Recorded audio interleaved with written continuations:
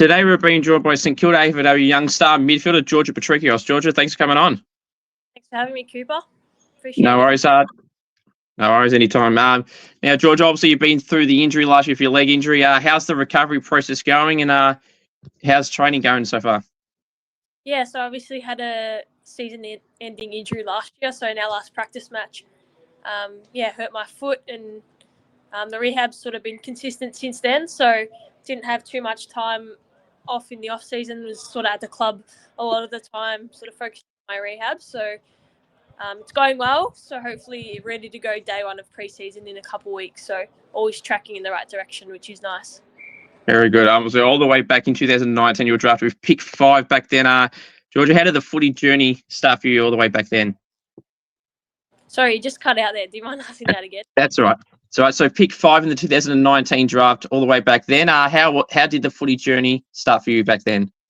Yeah, so for me, I started playing footy when I was about 5, so I followed my older brother down to Auskick. Mum sort of kept me away. Even though she tried, she sort of registered him and not me, but I just kept going out and kept going to have a kick and get involved. So I started from really young and played in my older brother's team. Growing up, I played in an all-boys team, and then when I was 14, to move across to an all-girls team, so that was a bit of a change for me. But then, I was lucky enough through there, played for Pascoe Vale and got scouted by the Quarter Cannons, played for the Quarter Cannons, captained them, and then was lucky enough to get selected to play Vic Metro. And then from there, obviously, that's where all the recruiters you get seen. Get the week up in Queensland, where obviously all the recruiters come and watch. And yeah, it's pretty cool experience being drafted. It's something I'd sort of dreamed that would happen for forever. So it was pretty cool that it actually became a reality. That's good. Obviously, you said pick 5. So in that draft process, Georgia, how was it like in the lead up to the draft? Were you one that always kind of try and keep the noise out? And how did it feel once it got closer and closer? Yeah, just thinking back, I remember just being so nervous. Like you didn't know what pick to go. Clubs didn't give you any reassurance. Like it's just on the day whatever happened. So I'd had a few interviews with the clubs that had picks before, but they picked other players, and I was lucky enough to come here to the Saints. And, I've been loving it ever since. That's good. In that moment, Georgia, did you feel like you spoke with St Kilda the most, knowing that would be a possibility? You mentioned talking about the clubs before St Kilda. In that moment, though, did you feel like Saints could have been the one overall? Like I'd always had good chats with them leading up to the draft, and they were always talking about how they thought I could be a pivotal part to their team, and it was their first year in the competition, so they sort of wanted to get that selection right, which will help the club going forward. So they said to me, if you're there, we're probably going to take you, but they never knew what was going to happen on the night and who was going to get picked before. So I was glad to be up in the end. That's good. So once it was officially read out, how was your initial reaction? How was the people around you? How was your reaction? How was all that? Yeah, it's a pretty cool experience. So I think it was one of the drafts before they went online for COVID. So I think the last couple of years has been face-to-face. But, it was a really cool experience. You obviously had all nervous energy in the room. I had my mum, dad, and my brother there with me. So they were all around me and got around me. And, they've supported me to this day as well. So they've been unreal for me and my journey. That's good. So obviously you were third in the Rising Star in 2020. You've had all these accolades, which include being an All-Australian in 2021, player of the state championship year, team of the year in 2021. But all these accolades so far, just 24 years of age, Georgia. What do you put that down to that you've had a pretty good career so far when you've been on the field? I think I came in and I was in pretty good spirits. Like the girls were really welcoming and just made me feel really comfortable at the level. It's very hard if you're not happy, you're not going to be playing good footy. So coming in straight, really happy. I loved my teammates. I loved the club. And I just wanted to sort of have an impact as quickly as I could. And I felt like I did that. Obviously, the last few years I've sort of had a few bumps in the road. But this year I'm hopefully going to have another big year for myself and for the club. Hopefully we can push for finals. So it's been a tough journey of the last few years. But, there's so much room for growth and improvement. I'm ready to take that step to hopefully get this club or help this club to get and make finals. For sure. Obviously, I'm sure for anyone it's tough getting an injury on the eve of season, that practice match you mentioned against the Eagles in Perth. Did Did you ever feel at any point in that time, because obviously I know it was meant to be, I think, 8 weeks at that point, then dragged out to be a bit longer. Now you're mentioning it's about just coming back. Did it ever get to a point, Georgia, in that time period of during the injury that you thought, gee, it might not come back at this time, or it might take even longer than what it was initially meant to be? Yeah, so we had a bit of an ongoing joke with the girls in rehab that at the start it said 6 to 8, and then by the end of the season it was still about 6 to 8 weeks. So we had a bit of a laugh in-house, but yeah, they sort of said to me at the start when I first did it, I'm looking to come back maybe around 9, potentially 10. But obviously the rehab took a lot longer than what we thought. So being able to weight bear and sort of tick off all these exercises I needed to do before actually playing again, the whole process was a lot slower than what they had thought. So yeah, it did that a little bit. And towards the end, I sort of knew I wasn't going to get up. Like I was still on crutches, maybe around 5 or 6. So yeah, it wasn't looking too great, but yeah, it's feeling good now. So hopefully for this upcoming season, I'm ready to go. I'm firing. That's good. Obviously you mentioned just getting back into doing training and everything like that. So how are you feeling now going into the preseason? I think it's about a few weeks away. Obviously you're raring to go more than some others, I guess, considering, you know, you've had a whole year of football out of the way. Yeah, so obviously haven't played since last August, since that sort of that practice match. So yeah, I just can't wait to get stuck into it. I've obviously done a lot of training on the sides, so just ready to get into some preseason, and then I'm itching to play a pracky match or even just round 1 if I get there. So hopefully just stay on the park and yeah, play the best I can. So I'm really looking forward to it. That's good. Now, are you a nervous watcher? Obviously, some people from the sidelines, some people say they're great watchers, some people say they're terrible watchers. How was it for you having to watch on the sidelines, and how would you feel being a watcher?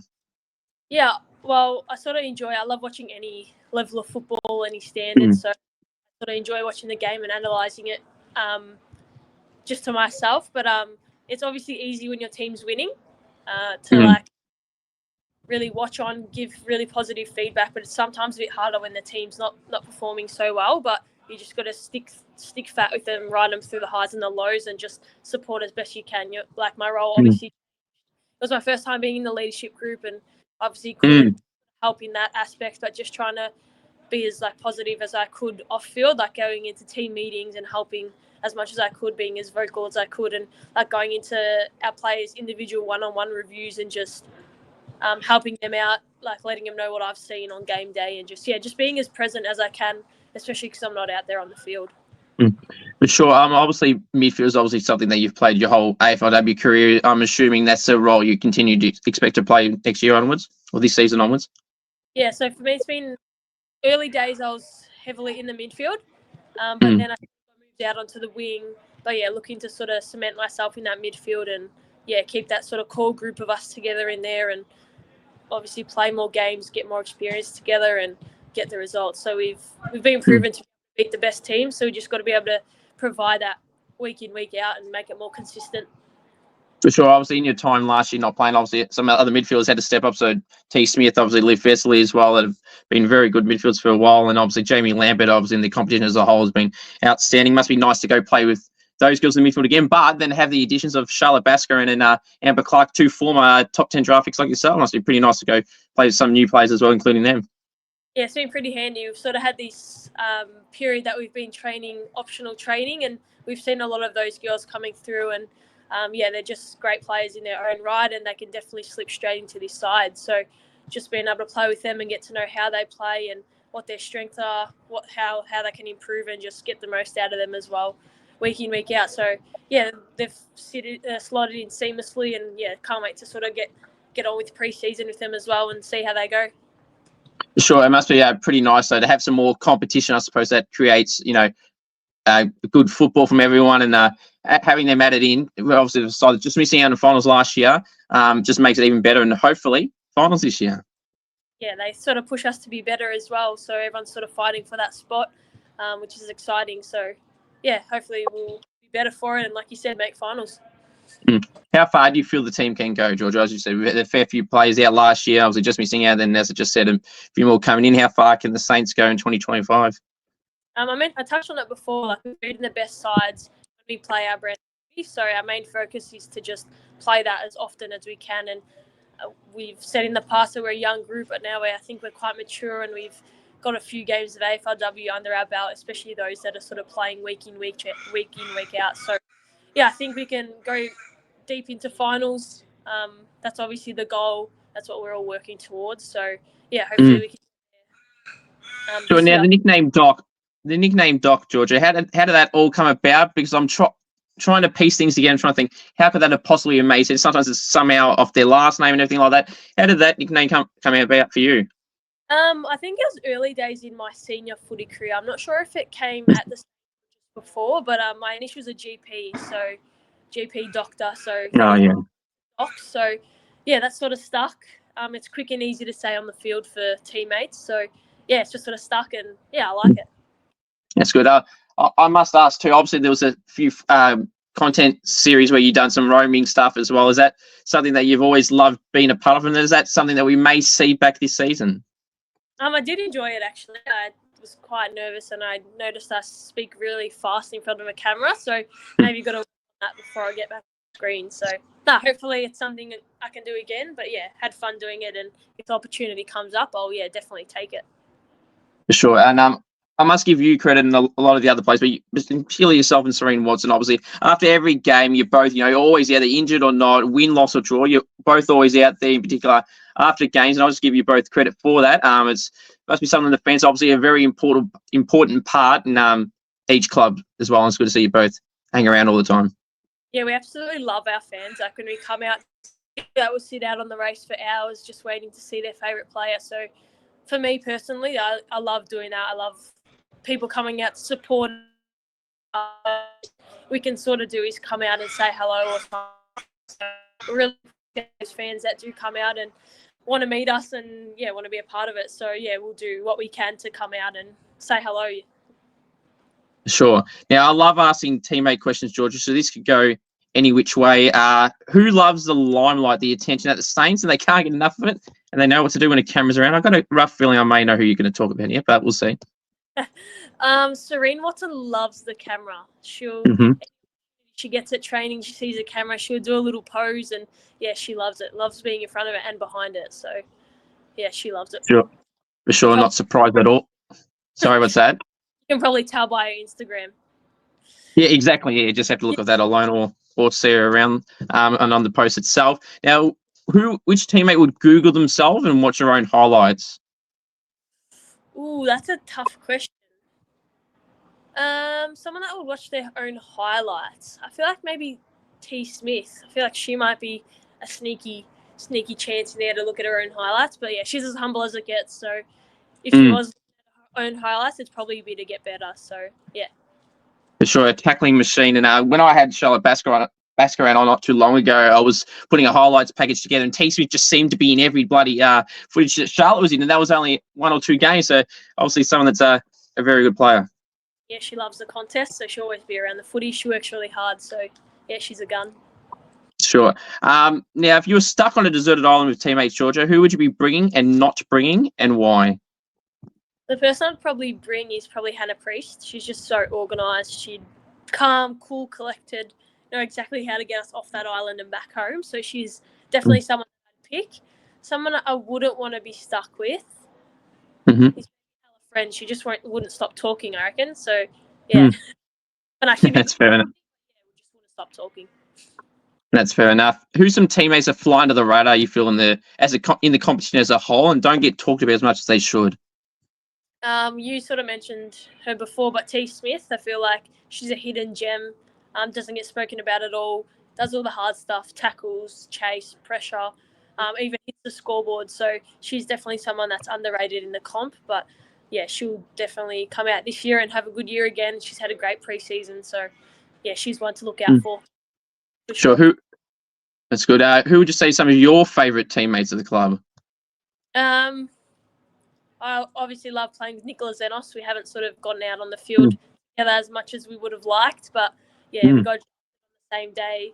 We're inseparable around the club, sort of hanging out with each other all the time. But we've sort of been on different paths. Like one has been in rehab, then one has been playing, and then both in rehab, and now I'm out and she's in. So it's been a tough road for the both of us. But she's definitely someone I love playing with and training with as well because she makes everyone better.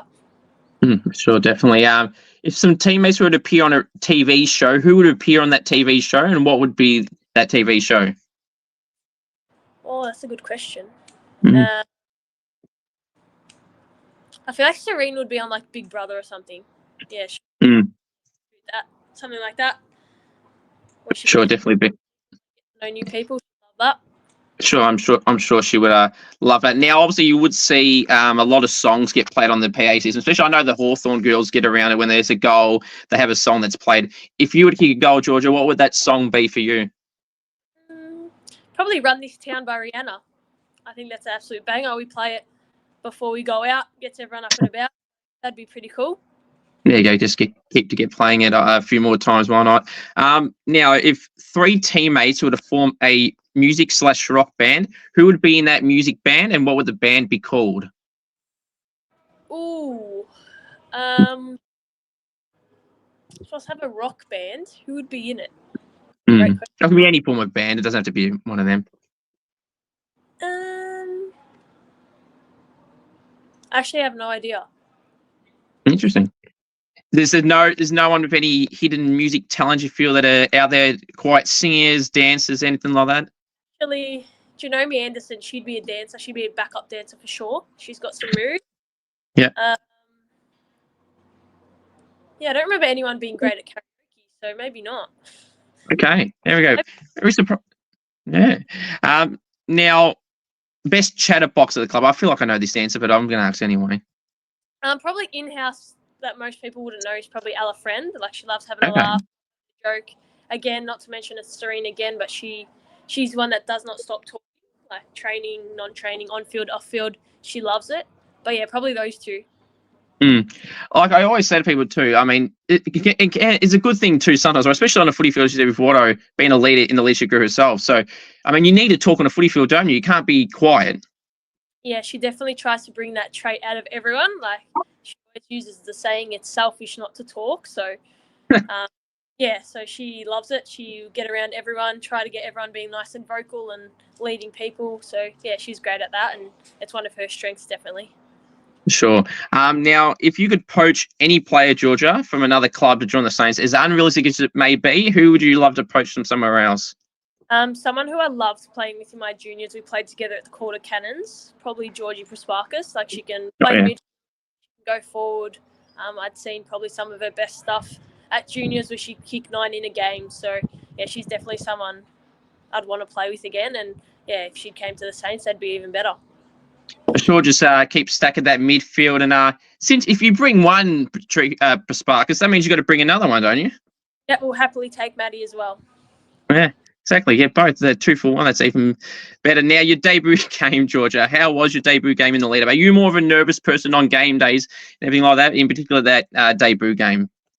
Yeah, that debut game was pretty crazy. We had a lockout here at RACA Park. I'm actually here now. So we had about 8 people packed in, and yeah, we didn't win, but it sort of felt at the end of the game that we had, like, there's just so much support, so much noise for us. But before a game, I do get a bit nervous. Like, I get the butterflies in the stomach, but that's completely normal. But yeah, routine, just try to stick to it as normal as I can on game day. And yeah, that first game is sort of like a blur now, but yeah, it's probably one of the best days, yeah, of my AFLW. Sure.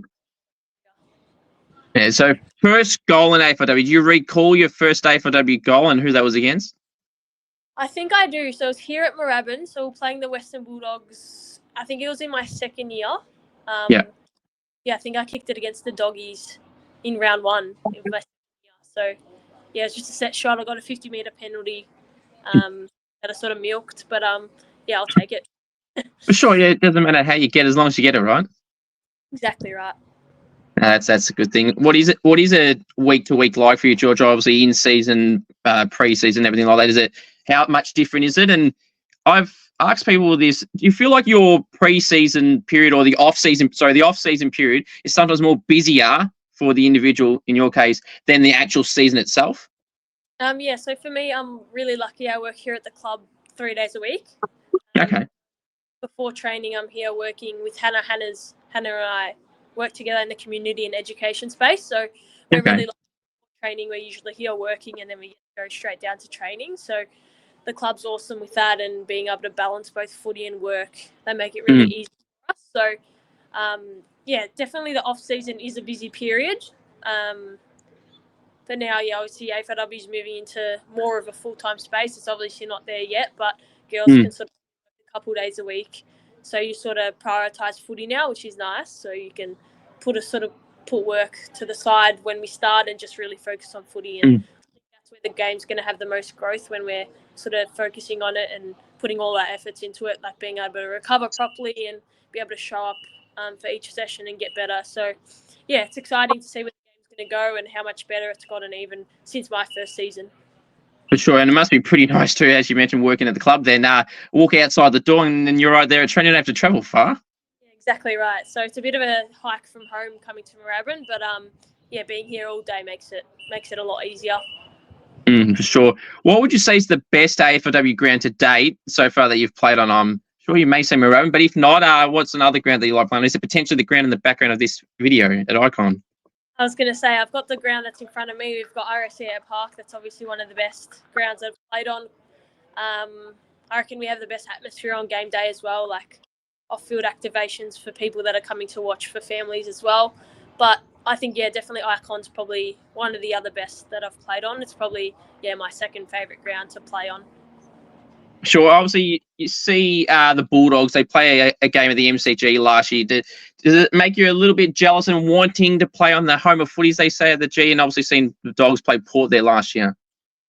Yeah, very lucky for them to get that opportunity. I've been lucky enough. I think I've played on Marvel in an under-18 game before, so that was a pretty cool experience. So to play on the G, I think, would be even better. But, yeah, lucky for those two clubs to get a game on there. But eventually, hopefully, we'll get to a space where we're playing maybe even curtain raisers or something like that before the men or after the men. So, yeah, it'd be cool to play on the G, and, yeah, something I hope I can sort of tick off in my career as well. For sure. Jules, obviously, you mentioned playing with Vic Metro, obviously back then a while ago. Who are some players that are currently in the competition now that you played with back then that you would love to I know I kind of asked a similar question before, but played with then that you would love to play with now, and it's great to see their progression as well that you're in the same draft year with? I think the main one is probably Maddie Prasparkas. Like, she, from Carlton to Essendon, I think growing up she won every award possible. So being able to play with her would be pretty cool. There's a few other girls around the comp are doing well in their own right, but yeah, she'd definitely be one. Sure. Now, I love asking, doing some quizzes with teammate quizzes, Georgia. How well do you feel like you know your own teammates? I hope to say pretty well, but we do have a lot of new girls that have come in. So, yeah, you might stump me with a few of the new girls, but, yeah, I think I know them, the ones that have been here for a while, pretty well. Oh, that's good, because so how this will work is I'm going to give you 6 players to guess, and how you'll go with this is I'll give you 2 clues. Then if you get it wrong with your guess, I'll then give you one last clue, and then you'll have to get off the second one. So the first player to mention, this player is also a former top 10 draft pick, and they have been at 2 clubs. We've got a couple there. Could be like Charlotte Baskerand or Amber Clark. Do you want to lock in which one? I'll go Charlotte Baskerand. No. The final clue is they are a forward. Oh, Amber Clark. There we go. 1 for 1. Let's try and start easy and then see how you go. But good job, first one. All right, second one here is this player plays in the midfield but also plays up forward. They are a very speedy player. T. Smith? No. The final clue, 2 Victorian clubs. Jamie Lambert. No.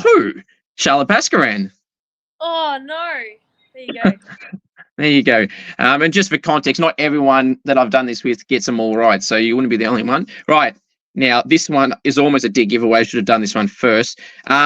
Defender, Gold Coast. Doreen Watson. Yeah, perfect. Never in doubt. I knew the third clue wouldn't have to come up. Right. Now, this is where they start to get a tad harder. This player has played 38 games in their AFLW career. Their jumper number is a double-digit number. Ella Friend? No, and this player is, well, also a forward. Ash Richards? Yes, it is Richo. So there we go, 2 for 3. Good start. Right. Now, this is where it really, really does pick up. Now, this player has kicked 12 goals in their AFLW career, and they missed a season with an ACL injury. Hannah Stewart. No. And then the last clue is in 2024, they averaged 8 tackles. Is it Nicola Zenos? No, it is T. Smith. Oh, T. Smith. How many goals did you say? 12 goals in her career. Impressive. Yes. Right. So now the final two. All right. So this player is now I'm not specifying how many clubs they may or may not have played for, but they're a 2-time club best and fairest winner, and they've played 35 games in their AFLW career. That sounds a bit familiar. Yeah, it does. Maybe. Yeah. It is you. Yes, that's right. See, I like stumping people, Georgia, with a question about themselves because, trust me, a lot of people have fallen victim to their own question about themselves, but they get the teammate ones, but not their own. So it makes sense, right? Yeah. But that's all right. We said they may or might not have played at a couple clubs. That almost. Yes, that's why I was trying to throw you off. I've said if I said a 2-time Saints BNF winner, then I thought you're going to get it anyway. So try and make it harder. Now, I've done plenty of hard questions over time, but I feel like this is the one I probably put the most effort into because it might make you think all the way back to draft year or draft time. And now this player, this is the last one of the lot. They have won a Sandy Dragons Best and Fairest in 2017, and they have been on my podcast before. So you're making this very hard. Is it Alice Burke? No, it's not Berkey. The last clue for this person is they have finished in the top 5, anywhere in that top 5 in the Saints BNF in their career. They may have finished first. Was it Molly McDonald? Oh, no, she was Stingrays. I'll give you a hint. It's not her. Molly? It's not Molly, no. Who is it? It is Liv Vesley. Oh, Liv Vesley. How could I forget? Yeah, I remember now she played for Sandy. Yeah, I did not know that at the time. But that was a hard clue. I know that's probably one of the hardest clues I got. Go all the way to draft here. But 3 for 6, that's a 50% strike rate, Georgia, so not too bad. That's fine. Right. Now, I like asking these hot topic food questions. There's always so many controversial food topics, Georgia. Now, for context, the lowest score anyone's ever got is so many people on 3. How are you with food topics? And you be controversial with them or pretty stock standard? Pretty stock standard. I have the same things that I love to eat, so. Here we go. All right, so this should be a walk in the park and don't want to be the lowest score ever. So you want at least 3. So the first one, chicken palmy. Is it a palmy or is it something else? Parma. I knew this was coming. Now, I say 2 things, right? So why I say it's a palmy, Georgia. I say to spell it out, it's an I, right? And then you pronounce it, it's Parmigiana. Can I kind of try and get you to change over, or are you not going to budge on that one? No, I'm not going to budge. I think most of us here in Victoria are Parma. Yeah, I know. I get told that all the time, but then I'll tell them to spell it or pronounce it, and then that's why it's so controversial. Now, pineapple on a pizza, yes or no? Yes, big yes. I know. We're 0 for 2. We're 0 for 2. 0 for 2, damn it. Right, this is where I think you'll gain a point. Tomato sauce, cupboard or fridge? Fridge. Good. I'll take that because I'd say either answer. So as long as you don't say neither, you'll get a point. So 1 for 3. Favorite food? Probably a nice pasta or pizza. Good answer. 2 for 4. Food you don't like? I hate capsicum. Yeah, I'm not a fan of that either. 3 for 5. So you need at least 3, so you pass that. So favorite takeaway / restaurant place or type of restaurant? If I'm saying quick takeaway, I'd probably say like Schnitz. Okay. Restaurant will probably be Papustuvlaki in Rosebud. Okay. Got any particular go-to order at either place? Schnitz is just a basic instant wrap, and then from Papuz is just a mixed souvlaki with lettuce, cheese, tomato, and then whatever sauces I feel like on the day. Nice, very good. Now, defenders, I feel like they don't get much love, Georgia, is what they truly should get in the AFL and AFLW competitions as a whole, publicly at least. Obviously, the mids got the Brownlow, the rucks seem to get recognised in Brownlow votes these days, and then the forwards got the Coleman. Do the defenders, Georgia, deserve their own official title of an award as well? I think yes, but whether or not I'm not sure. But yes, they definitely do. They stop all the goals from going through, and yeah, one of the most important lines, I'd say. For sure. But yeah, their own award, but yeah. Toughest opponent you've ever had to match up on, Georgia, in your 35 games that we established before? Who would be the toughest one so far? Probably would say maybe Ali Anderson. She just doesn't stop moving at the contest, works hard, gets a lot of the footy. So yeah, she's definitely one. That's right. Do you love the challenge, Georgia, on playing on some of the other best midfielders in the competition? It kind of probably, I suppose, makes you a better player playing on the best as well. Absolutely. Like, you learn so much from them, even just playing next to them, like their movement patterns and their running patterns and stuff like that. So, yeah, I love playing against them. It's obviously a big challenge, but, yeah, every time I'm up to another opponent, yeah, I'm just excited to do the best that I can. For sure. Who would you say is the best player in the AFLW competition? I find this question hard to answer because there's so many good names you could put at that. The names that always come to mind for me: Mon Conti, Jazz Garner, Ash Riddell, Ebony Marinoff. Who is in that category for you? The player I probably love watching most is probably Mon Conti. Yeah, she's just an absolute freak of a player, like just so agile, so fast. Someone else probably that I get to sort of see more firsthand is Jessie Wardlaw, like her ability to have it in the ruck and up forward. Like if she's marking him, then no one's stopping her. So, yeah, she's just unreal. For sure. It's credit to Jessie. Obviously moving across from Brisbane obviously can be a tough thing, moving from an interstate side to another state. Must be pretty pleased with the progress that she's made since joining the college. You mentioned playing flexible in the ruck as well, and did actually pretty well while playing as a ruck as well last year in particular. Yeah, she loves getting her hands on the footy first, so she's had a real impact in this group. She's obviously come from Brisbane where she won a flag, so yeah, she's had a lot of good insight for us, and yeah, just drives the standards for the group.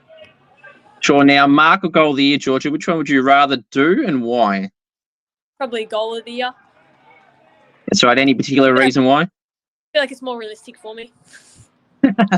That's fair. I mean, and you can kind of like show off and showboat a little bit, don't you think, with the goal, because you get that after goal celebrations and everything like that, where the mark, no matter where you mark it, right, you're basically moving within 10 seconds, if not quicker. Yeah, exactly right. Now, if you were to best describe the best goal, Georgia, you would love to ever get, again, this can be as unrealistic as you want, and in the distance, the angle, the moment, the occasion, how would you love to pull it off? Obviously, grand final day would be the best. It's obviously what everyone strives for, playing in that grand final and winning it. So maybe kicking just a really important goal on grand final day. Doesn't matter from where, but as long as I'm kicking it, yeah, I'll be happy. Sure. Interstate trips, Georgia, is that something that you love getting around, interstate trips? I'd like to say I love playing at home more, but anytime you get to be away with the team is exciting. You get to know the girls better, spend a lot of quality time together. So, yeah, that's a positive of it. But, yeah, don't mind. That's right. Game day superstitions. Do you have any game day superstitions, Georgia, you must do? I just like having a fake tan, as silly as that sounds. I feel like when you feel like you play better. So that, and probably a bowl of spaghetti bolognese. Try to keep that consistent the night before a game. Very sure. Very good choices. Now, obviously game day, obviously people can get nervous. You don't we're talking about your debut game, and now obviously I suppose coming back from injury there might be some form of nerves. How are you normally on game day itself for that? Usually pretty good. Yeah, just try to keep to my process and try to keep it as similar as possible. So I do get nervous, but yeah, just try to keep it as normal as I can. That's fair. If you could have any superpowers, Georgia, what would those superpowers be? Probably being able to, probably invisibility. That'd be pretty cool. That's good. That's right. Then you wouldn't have to pay for anything, would you, if you're flying around? Exactly right. That'd be bonus, and everything's for free almost. Now, all right. So, if you could add one rule in the AFLW competition that's not in place now, or remove, Georgia, what would that rule be? Probably make it 18 players a side instead of 16 if I had a choice. No, I agree. I never understood why it's not the same like the men's have it in terms of the format of the starting lineups. I've never understood that, being a back line and forward short. Yep. Yeah, that's probably what I'd change.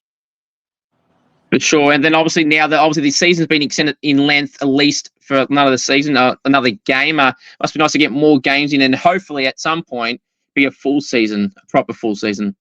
Yeah, hopefully by the end of my career we're playing at least everyone once. That'd be nice. But yeah, I'm glad that we're slowly extending it, and we just need to get our viewership up, get more people to our games, get more people watching, and I think that will happen naturally. So yeah. For sure. What are some fun facts about you, Georgia, that people may not know about you?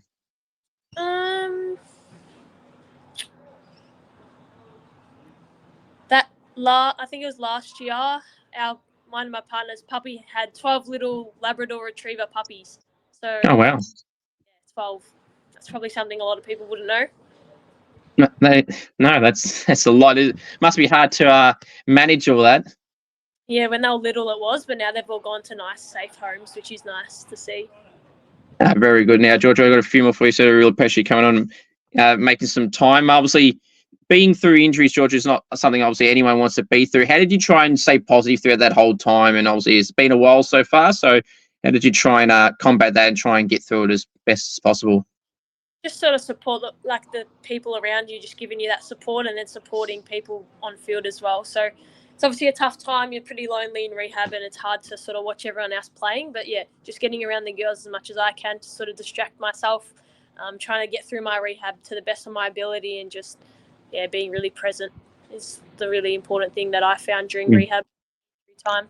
Yeah, it's good. And if your teammates were to describe you, Georgia, in a word or a sentence, how do you feel and hope they would describe you?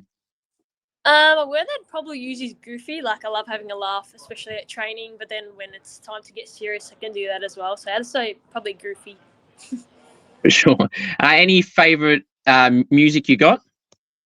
I love anything like R&B, pop, that sort of stuff. So yeah, that pre-game, and yeah. That's good. What's some good off-field stories of the club? Something that's kind of like not really out there that you feel is a good off-field story.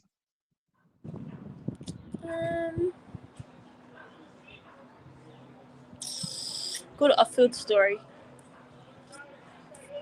Probably our girls in the team that are nurses that are sort of helping people every day at work, and then get to come in and being an athlete to sort of get a nice sort of bit away from work. So yeah, girls just people all the time, and yeah. That's good. What would be the best piece of advice you've gained from coaches over time, whether that's in the AFLW, Nick Del Santo at the helm, or any junior coaches or anyone even before junior coaching? Is there any key words of advice, or even in everyday life, Georgia, that you've stuck with and something that's stuck close to you? Yeah, I guess for me, it's always like being the athlete 24/7. So you obviously have the same amount of training hours as everyone else. So it's really important to be on top of what you're doing when you're away from the club, and those sorts of behaviours and things that you're doing away. So that's probably been the biggest thing for me, just being an athlete 24/7. Yeah, trying to get better with everything I do. So what would be some piece of advice you would give young girls and boys that are wanting to get into AFLW and AFL? What advice would you give them to kind of make them, if they want to get to where they want to get to, how they should go about it? I think the main one is just having fun. Like, if you notice any AFL or AFLW player, they're playing well when they're having fun, and yeah, so that definitely. And then just spend every sort of minute you can, or every spare minute you have, to get better and have a footy in your hand and have a kick with some friends. Just always keep practicing on your craft. Yeah. Sure. What would you say is the most memorable football moment so far that you've had in your footy career? Probably our first win against Melbourne here at RACA Park. That was pretty special. They were one of the teams that year in the competition, so to beat them was unreal feeling. So now the last one, Georgia, so I really do appreciate you coming on. If you can make your big, bold call, Georgia, for this season coming up, whether it can be anything about yourself, about the Saints, could be anyone individually or another team or players, what is your big, bold call for 2025? The Saints are going to play finals, AFLW. No, that'd be absolutely great to make finals, Georgia, because it was so close the year before. I remember that year when we beat Carlton in the last round. I think it was just percentage. So so close, and hopefully that's a reality, Georgia. And yeah, we can talk about premierships next time we're on. So I really do appreciate Georgia giving time for me, not only today but any other time throughout the last few years. So appreciate that very much, and all the best heading into this year. Thank you. Thanks for having me on. Appreciate it. All right. Thank you.